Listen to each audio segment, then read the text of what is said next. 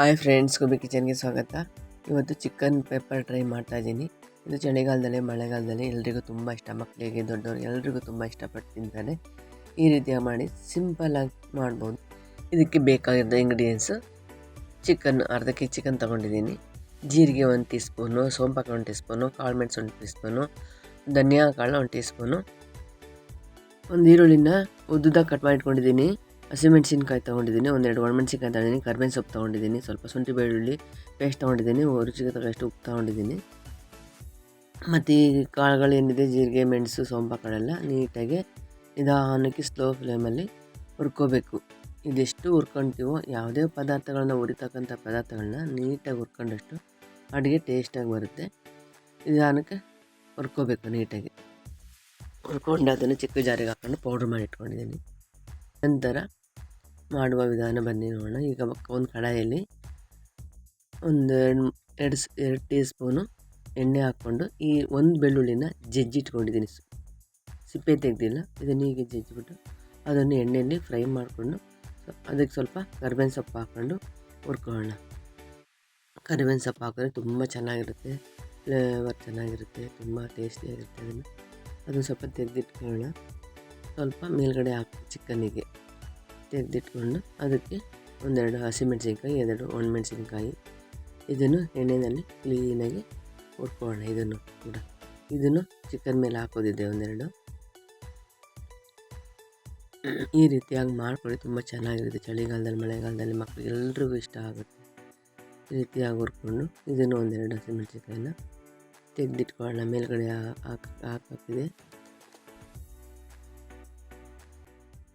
ಆಮೇಲೆ ಇದಕ್ಕೆ ಈರುಳ್ಳಿನ ಹಾಕ್ಕೊಂಡು ಫ್ರೈ ಮಾಡ್ಕೊಳ್ಳೋಣ. ಚೆನ್ನಾಗಿ ಫ್ರೈ ಮಾಡ್ಕೋಬೇಕು. ನೀಟಾಗಿ ಫ್ರೈ ಮಾಡಿಕೊಂಡು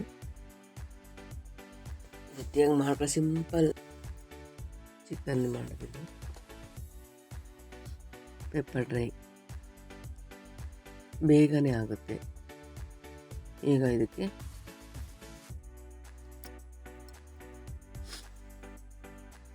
ಶುಂಠಿ ಬೆಳ್ಳುಳ್ಳಿ ಪೇಸ್ಟ್ ಹಾಕ್ಕೊಂಡಿದ್ದೀನಿ. ಇದನ್ನು ಕೂಡ ನಿಧಾನಕ್ಕೆ ಫ್ರೈ ಮಾಡ್ಕೊಳ್ಳೋಣ. ಎಷ್ಟು ನಿಧಾನಕ್ಕೆ ಇದನ್ನೆಲ್ಲ ಹುರ್ಕೋತೀವೋ ತುಂಬ ಚೆನ್ನಾಗಿ ಬರುತ್ತೆ. ಇವಾಗ ಇದಕ್ಕೆ ಚಿಕನ್ ಹಾಕ್ಕೊಂಡಿದ್ದೀನಿ. ಚಿಕನ್ ಹಾಕ್ಕೊಂಡು ಫ್ರೈ ಮಾಡ್ಕೋತೀನಿ. ಈ ರೀತಿಯಾಗಿ ಮಾಡ್ಕೊಳ್ಳಿ, ತುಂಬ ಚೆನ್ನಾಗಿರುತ್ತೆ, ಸಿಂಪಲ್ ಆಗಿರುತ್ತೆ, ಬೇಗ ಆಗುತ್ತೆ. ಜಾಸ್ತಿ ಮನೇಲಿ ಏನೇನು ಸಾಮಗ್ರಿಗಳು ಅದನ್ನೇ ಹಾಕಿ ಮಾಡ್ಬೋದು. ಕಾಳು ಮೆಣಸಿದ್ರೆ ಸಾಕು. ಇದನ್ನೆಲ್ಲ ನೀಟಾಗಿ ಹುರ್ಕೋಬೇಕು.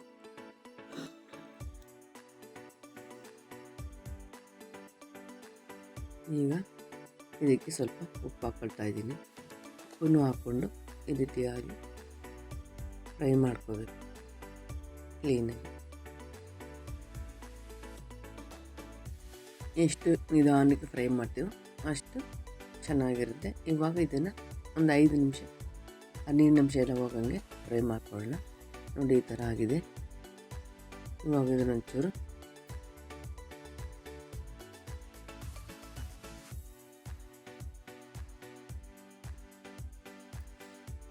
ಈ ನೀರಿನ ಅಂಶ ಎಲ್ಲ ಹೋಗಬೇಕು ನೀಟಾಗಿ.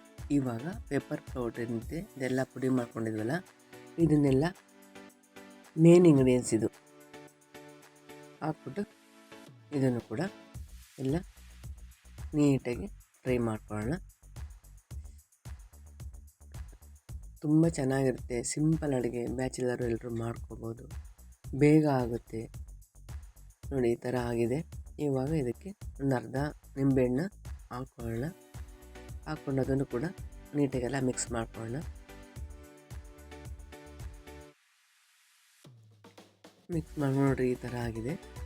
ಹೀಗೆಲ್ಲ ರೆಡಿ ಆಯಿತು.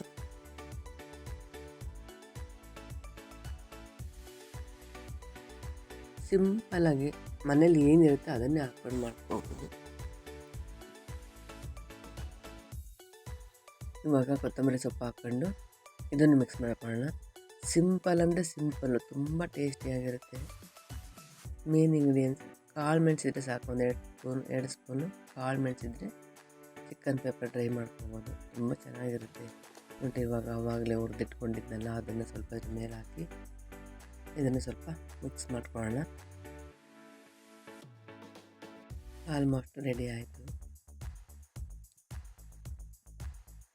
ಚಿಕನ್ ಎಲ್ಲ ನೀಟಾಗಿ ಬೆಂದಿದೆ. ಇವಾಗ ಇದನ್ನು ಸೈಡ್ ಡಿಶ್ ಆಗಿ ತಿನ್ಬೋದು, ತುಂಬ ಚೆನ್ನಾಗಿರುತ್ತೆ ಎಲ್ಲ ರೀತಿಯ ಅಡುಗೆಗೂ. ಇವಾಗ ಚಿಕನ್ನ ಸರ್ವ್ ಪ್ಲೇಟಿಗೆ ಸರ್ವ್ ಮಾಡ್ಕೊತಾ ಇದ್ದೀನಿ.